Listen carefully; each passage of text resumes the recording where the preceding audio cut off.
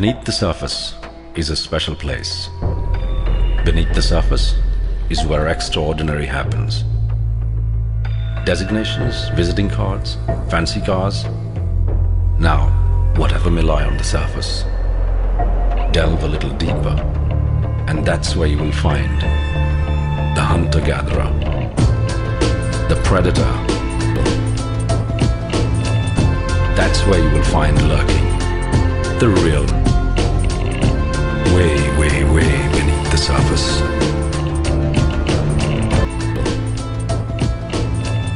Good day, ladies and gentlemen. We'll continue from where we had left off in episode 6, where we discussed the art of negotiation. It is my pleasure and my honor to introduce my guest today, Mr. Raju Venkataraman. So, ladies and gentlemen, is negotiation a critical part of what you do? Do you need to resolve conflict and persuade and influence others at work? If you've answered yes to these questions, you will surely love my discussion with Raju today. Just a quick intro. Raju lives in Singapore and brings nearly 30 years of rich C-suite experience from the corporate world as the CFO, head of strategy, general manager of various business units, head of sales and distribution, marking him out as a versatile and savvy leader. His most recent corporate role was that of the CFO and head of strategy of the Walt Disney Company for Southeast Asia. Presently, as a coach and corporate educator, Raju is powering on senior leaders towards their executive excellence and in fulfilling their potential and aspirations amidst the change and disruption and uncertainty that's going on around us. Raju's cross-functional range, his sharp business acumen, his well-honed art of people management, and insights into the APAC region make him a sought-after leadership and career coach. Welcome to the show, Raju. Hey, Keshav, thanks for having me here. I've always known that preparation is vital, but then did not realize that there are so many aspects to the phase of preparation before before negotiations. Yeah. Then it helps you look at using a structure as opposed to emotions when it comes to negotiating, right? So that's sort of, I suppose. Did you know what's on my mind? It's sort of. I was thinking about it in the sense, there are several mistakes I've made when I've been negotiating, and it just occurred to me that having that structure gives us the ability to use facts, the ability to use something tangible as opposed to just hearsay or the gut feel. Is that what the third mistake is in your view? It is. Okay. It's about for me, the third mistake. There are many, okay, but for me, the third in the order of importance is, or most people come at crucial one. Right. Is not managing your emotions well. Okay. Letting your emotions get the better of you. No, I'm not here to advocate emotions have no place. That's not what I'm saying. Whether positive or negative, emotions have a place. What I'm advocating is good negotiators stay on top of their emotion. They manage their emotions rather than let the emotions manage them. Right. Now, there are 3 areas of emotion management. Okay. Right. One is nurturing a positive environment. Okay. Second is managing your emotions. Okay. And third is helping them manage their emotions. Okay. Could you help us understand a little more about these 3 areas of managing emotions? Sure. Give me a minute. I'll pull up it'll be easier if I'm able to pull up.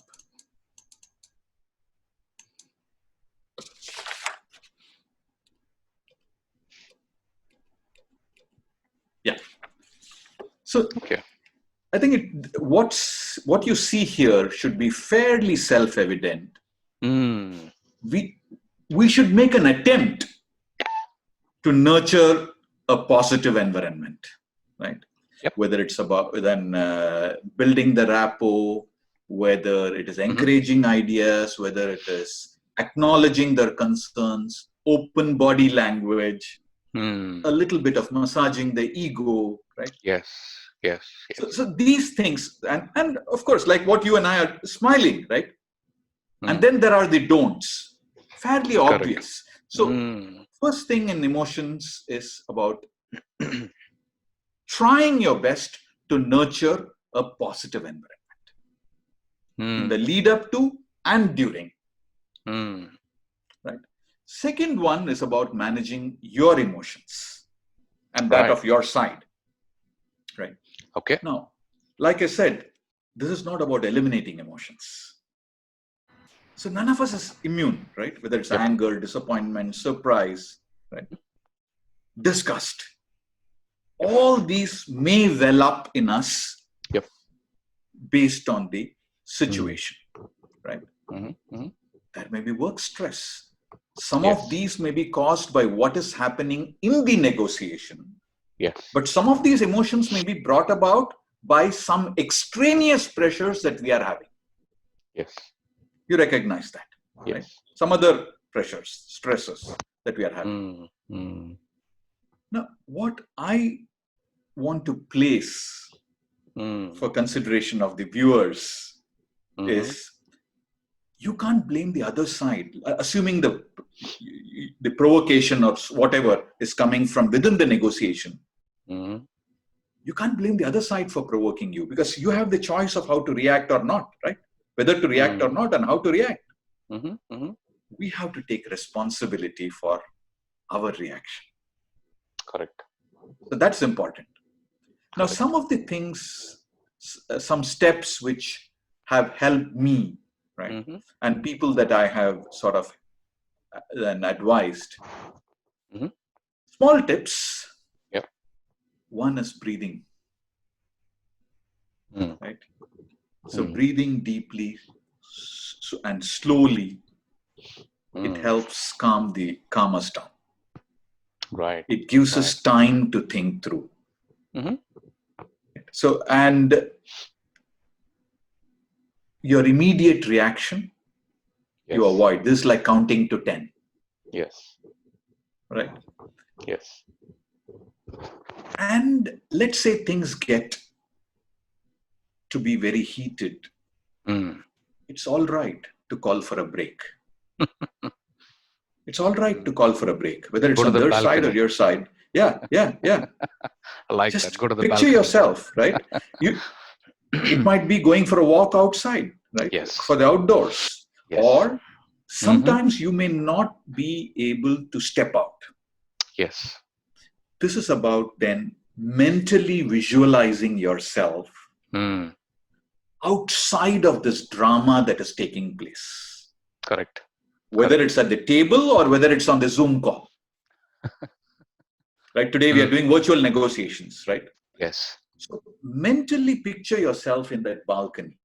You're in a drama theater or movie or a dance theater.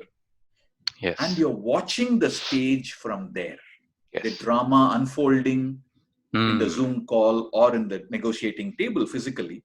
Yes. Watch it from there, you get a different perspective. Correct. And then you start thinking about, hey, thank goodness, now I should take it in a different direction. Maybe the other side has a different perspective. Right? Like, I've seen this quotation, probably you too have. When you're angry, you will make the best speech that you will ever regret. I've been guilty of a few of those. Yes. All of us. It will be a lie if I say I've never been.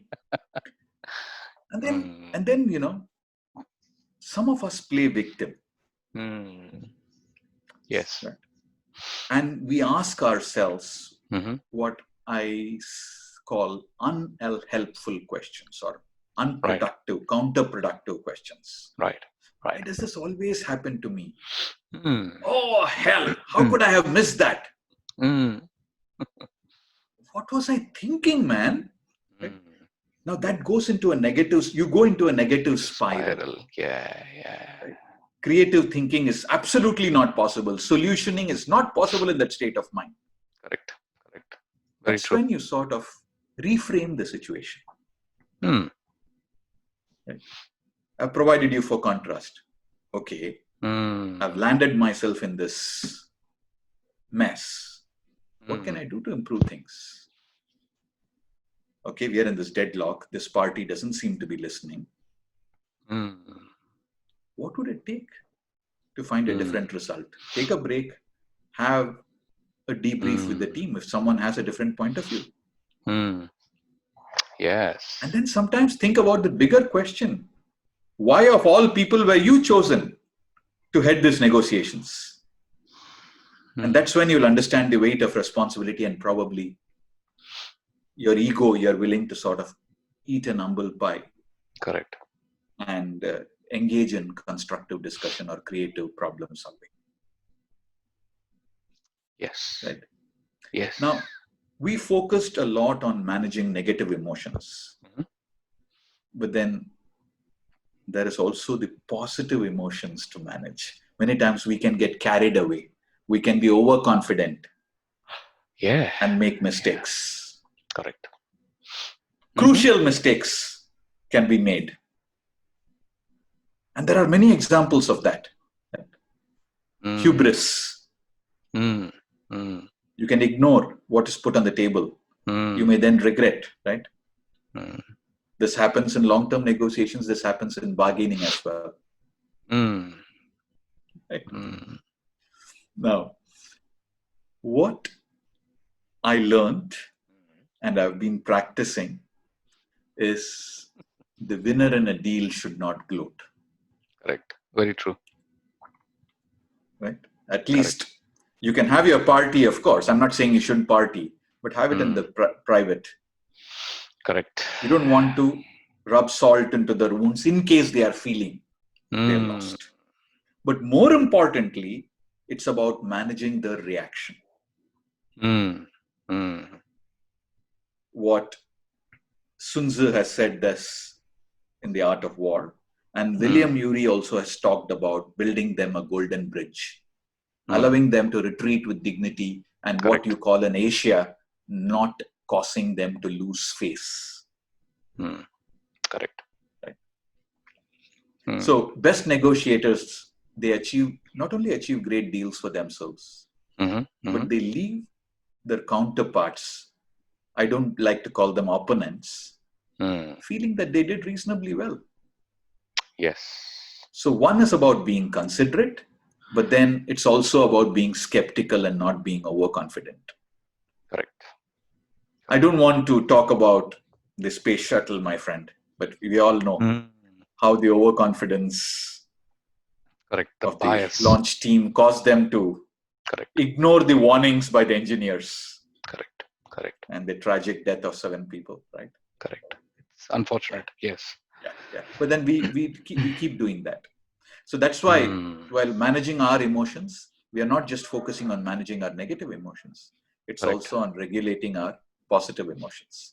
And the third aspect is about dealing with their negative emotions. Some people take the attitude that their emotions is theirs to manage. Why should we take care of managing it? Okay, that's a great insight. Yes. Right. But I think it helps. It helps to empathize, step to their side. And for that, the first step is about being observant. I talked about listening not just with the ear, right? With your eyes, with your heart. Correct. So look for changes in their voice, in their skin color, in their body language, right? Which might signal this fight, flight, freeze kind of syndrome. Yes. Right. And then it's our job, because otherwise it can be disruptive. Yes. At that time, sort of asking questions Mm-hmm. and then listening. And if at all, Mm-hmm. it causes them to vent, Mm-hmm. as long as they are not using foul language, allow them to vent.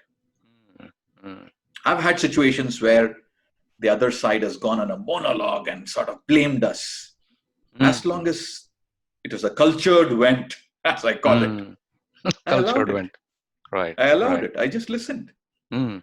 I was attentive. I listened.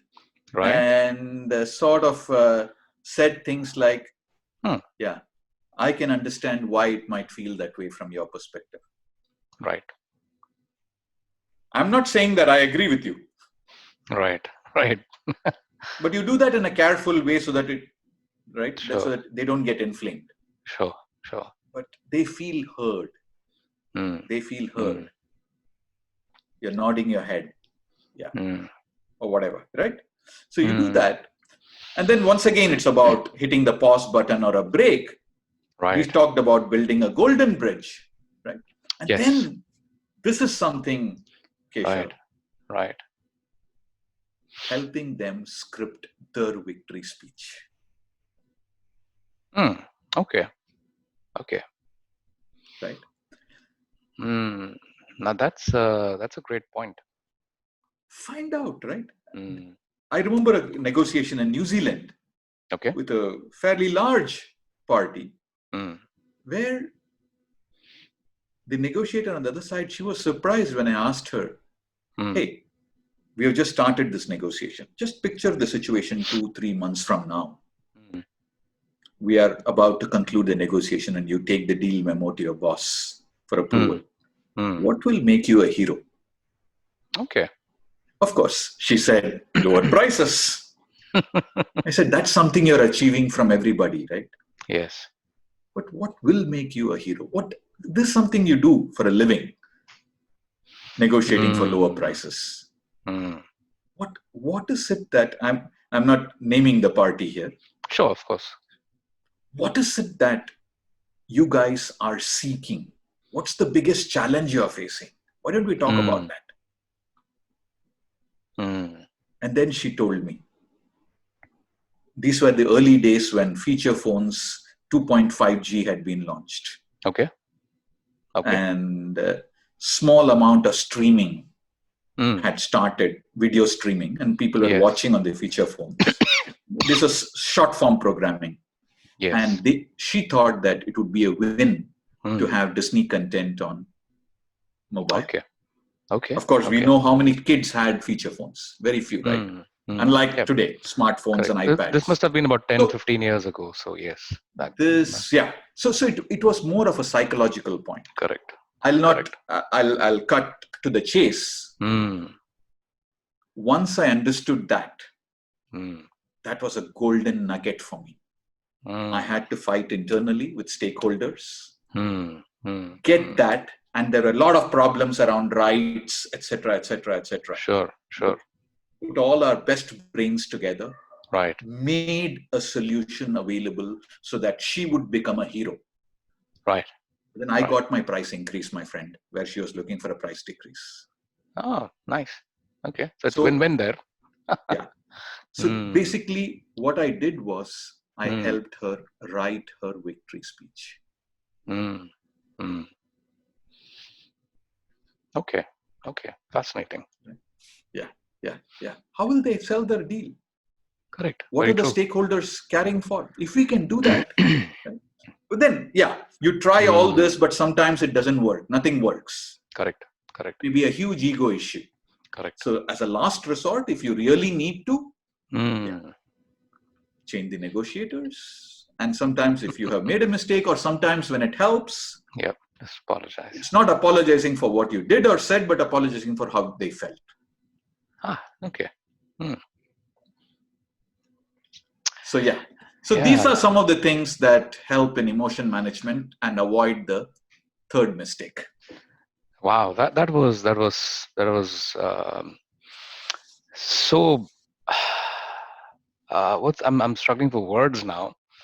So thoughtful to begin with, right? It's not just about winning; it's also about This is about being genuinely caring for them, right? Correct. Exactly. This is not showing. This is not just showing off concern. This is about genuinely caring for them. Correct. It's also about empathy. It's also about emotions. It's a mixed bag of emotions and situations. Every situation is different. No, and understanding that, and basically understanding that your winning and their winning are not mutually exclusive always. There are ways in which both can win. Correct. Very true. But Raju, to go back to the very last point, right, that you made. Yeah. Sometimes one often gets a mixed bag when dealing with some people. So how do you negotiate with irrational people or people who don't value any of this? All they want to do is just win at any cost, at your cost, at their cost, at somebody's cost. How do you deal with such irrational people? Yeah. Now, first of all, rational, irrational, these are labels in our head. Okay. Right? Obviously, the other party did not wake up in the morning and say, today I'm going to be irrational. Very true. Now, having said that, to us, at some point in time, their behavior does not seem to make sense. Correct. Right. So, first of all, it's about asking ourselves two questions. Okay. Right. That's at a first basic level. Sure. Are these people behaving this way because they lack good information? Why are they not able to see what I'm seeing? Okay. Is it possible? Is it not? Right? But good to ask ourselves this question. Yeah. Second. Very true. Are they operating under some constraints that I'm not even aware of? Okay. They may have some constraints that I'm not aware of. I don't know what. We don't know the pressures they are under. Right. What mandate has been given to them? Right. Now, or do they have some hidden interests? I'm not asking us to be naive. They may have some hidden interests which we have not uncovered. Is it because of that they are behaving like that? Or do they have some vulnerabilities that we are not aware of? I'll just give you an example. Okay. This is actually a case that I read in a book. It's not something that I experienced. Sure. This was about an American negotiator who had gone to Europe and was seeking to negotiate exclusive supplies. Okay. From a particular vendor. And for some inexplicable reason, that vendor kept saying, no, cannot give you exclusively. Okay. But we'll give you whatever quantity you want. And that was about 95% of their production capacity. Okay. So these guys started wondering, why the hell are they not giving us exclusivity? What is the thing? Right. And the inexperienced negotiator on the American side did not understand it. That's when he placed a call to the counterpart in the head office and said, what might it be? Am I missing something? Okay. And that's when the guy said, did you ask them why are they not able to give exclusivity? Okay. Simple question. Oh, no, I didn't. Why did you try? And ask that with empathy. Right. Don't ask it in a demanding way. Sure. And you know what? Yeah. You'll be surprised. Okay. A small quantity, it seems, he had agreed to supply to his cousin. And he did not want to break the promise to the cousin, nor did he want to give a false promise. The European company, they did not want to give a false promise to the Americans. Now, once this was known, the solution was simple. It's just an exception. Quod erat demonstrandum. Very simple. Correct. We carve out that. Other than that, exclusive. Yes. But otherwise, we were. No, I'm not saying every situation is so simple with what you think as irrational. Yeah. Right. But anyway, there are situations where, genuinely you think they are unreasonable, right? Correct. And that is where, first thing, remember your end goal. Right. Don't get emotional and lose sight of your end goal. Right. Second, sometimes, or many times, let's say many a time, yes, when you give them emotional payments, it works. Okay. In fact, Stuart Diamond gives an example. He talks about when he was negotiating with his 4 or 5 year olds son or 8-year-old son, I don't remember exactly. And very unreasonable, sort of crying tantrums for whatever, chocolate or something like that. Yeah. And Stuart calmly, it seems, said something like, Daddy definitely gives chocolates to those who finish their homework and clean up the room. Right. The boy did it. Okay. Got his chocolate. It is as simple as that. But previously, unreasonable, irrational, tantrum throwing. Right. Never works like that. Yes. Yeah. So now the emotional payment sometimes could be an apology. Could be some small concession, like compromise, as I said, on a situation. Sometimes you don't use it. You don't get them used to it. It could be just listening or hearing somebody out when they are upset. Right. So emotional payments have that effect of calming people down. Correct. Right. And once you make those emotional payments, yep, they are more likely to be ready to listen to you, and little by little, you may be able to whittle away the resistance. But then, having said that, Keshav, I'm not living in La La Land. Of course not. This sort of people that you said, you do encounter. Of course, especially and at that time, you go to your plan B, or you must have heard BATNA. BATNA, yes, of course. That is when you invoke your BATNA. If during your planning and preparation, you had identified your BATNA, yes. If you have been cultivating and nurturing that BATNA, this is the time, man, that it will come in handy. Very true. That's when Did that help? Yeah, absolutely. That's when you pick up the bat and absolutely, and walk in. Yeah. And how do you handle ultimatums? That's another tricky situation to be in. It's either my way or the highway, or you have some sort of a threat with regards to timeline or price or some sort of threshold. How do you deal with such situations? Yeah. So when you're talking about ultimatums, Keshav, there are two things. Yes. One is when you tend to make ultimatums. Correct. Either by force of habit or as a tactic. And then when somebody else, the other party, makes ultimatums. Correct. Right? Now take it or leave it. Yeah. This is the final, full and final offer. Correct. Best and final offer kind of situation. Correct.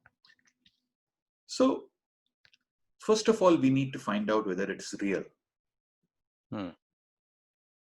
So, what I would say is gently probe. Are they likely to follow through? My default is to ignore ultimatums. Okay. My default is to ignore ultimatums, not get pressured by ultimatums. Right. But then gently probe to try and understand whether they are how real is that threat and how likely are they to carry through, because sometimes you may have to call their bluff. Correct. It's so probe, right? Because sometimes it is their way of throwing tantrums. Correct. It is their way. Some people, they want to be heard. They feel they are being ignored. They feel, right? So they want to feel themselves heard and respected. This is their way of demanding respect. And it may be a sign for you. This is the time to help them manage their emotions. Correct. And then, doctor, heal thyself. Look inward. Did I or anyone on our side do something to trigger that threat? Correct. Very true. Very true. It's did I or we do something to trigger that threat, right? Now, based on your analysis of these situations, you go on to strategize. Right. And one way, if you feel it is semi-real or real, and you need to take that into account, you can use this phrase, yes, if. Yep. Yes, if. Yes, I can agree to that if. If. Yep. What do you want? Yep. Okay. Never give away concessions one way. Trade concessions. Makes so much sense. Yes. Yeah. So in short, it's about consultation, if as far as possible, not confrontation. And also it's about your judgment and confidence that and belief that there is some room to negotiate. Yes. Correct. It's about having that padding. Yep. Absolutely. Would you agree, Raju? Would you agree? Absolutely, Raju. There's it's been such I would say such an enlightening session. Thank you ever so much for sharing your views, Raju. It's my pleasure. I keep reading your LinkedIn posts. They're obviously a great way for you to share your distilled insights, your thoughts with the audience. It's great to see that, hear that in this session as well. Before we close, Raj, I'm just conscious. Before we close, I just wanted to ask you one last question. Given what's happening with the VUCA world on steroids right now, with the COVID pandemic, etc., going on around us, what are the different ways in which the pandemic has tested negotiators in general? Oh yeah, it's made a very big impact, Keshav. Huge impact. And there are a few angles to this. Okay. There are a few angles to this. Right? Now, obviously, at a very basic level, yes, as leaders, let me talk about not as negotiators, as leaders, we are having to enforce new behaviors from people, right? Whether it's in public spaces, in our offices, wearing a mask, social distancing, right? Not gathering together in common spaces and all that. Yes. So whether you're an HR leader or whatever, team leader, it's about enforcing those and readiness to hold crucial conversations. Correct. Very true. And that requires some negotiation ability. Correct. So that's one crucial thing. Leaders cannot shy away from. Correct. Right. Now, second, again, this is not about business negotiations, about society at large. We saw when the outbreaks happened, when the outbreaks started, they're still happening when it started, the shortage of masks, ventilators, and all that. Yep. The same thing is going to happen when, knock on wood, when the vaccine is available. Yes. Who gets it so first? You will have to negotiate to ensure equitable allocation. Correct. Depending on which side of the equation you are. Correct. Right? There's no shying away from that. Correct. This is not a situation for might is right or money has the power. No. Right? Now let me come to business negotiators. One, of course, is face-to-face is out of question. Traveling to the other country. Correct. Yeah. And then even within the city, you're not doing face-to-face. Nope. Right? So almost 100, probably 95%, 99% is happening virtually. Correct. Of course, a lot more use of video conferences, but then so much through telephone calls, voice calls, so much through email, so much more use of messagings, whether it's Slack or WhatsApp or whatever, right? And all that. Obviously, you've read about it, communication, the 55-38-7 rule by Professor Albert Mehrabian, where he talks about when people decide who to like or who not to like, kind of. 7% is on the spoken word, 38% is on the tone of voice, and 55% is on body language and gestures. Now, some people may dispute whether it's 55, 38, 7, whatever it is. Sure. But you know that there's a substantial portion. Correct. Where you're reading body gestures, cues, physical cues. Correct. So when you are doing emails and texts, yes, you're missing 93%. Correct. When you're doing voice calls, you're missing 55%. And even in video conferences, now you're only seeing this portion of me. Correct. Can't really see what my feet are doing. Yeah. So yeah. And then when you're in a Zoom call with multi-parties, you're seeing everyone as that little icon. Correct. So you're missing out on that. You're missing out on that. So therefore, you need to have new skills, new techniques to make up for loss of that. Again, that's a subject of a different debate, but I just wanted to highlight that. Correct. So true. And then the implication of this COVID-19 lockdowns induced by it. Yes. Right. On contractual performance. Correct. And as a result, renegotiation of existing contracts. Correct. The famous force majeure clause. Frustration of performance clause. Penalties as a result. Correct. Negotiating with insurance companies on compensations. Correct. Reps and warranties. Right. So all those, those renegotiations, asking landlords for rental waivers, early terminations. Correct. Then labor union negotiations, right? So many. Correct. With added urgency. Yes. Where cash flow, right? It's a question of survival. Correct. But then there are several businesses that need to go on. So it's not just about renegotiation of existing contracts. Correct. But you are negotiating new contracts under this completely new paradigm. Correct. Certain contract boilerplates, many clauses may not hold good. Correct. So true. It is a changing world. It is something which I suppose will take decades to fix. Yeah. So a lot more nuances, but then it'll at least give you a flavor of how COVID-19 is impacting negotiators, and will continue to.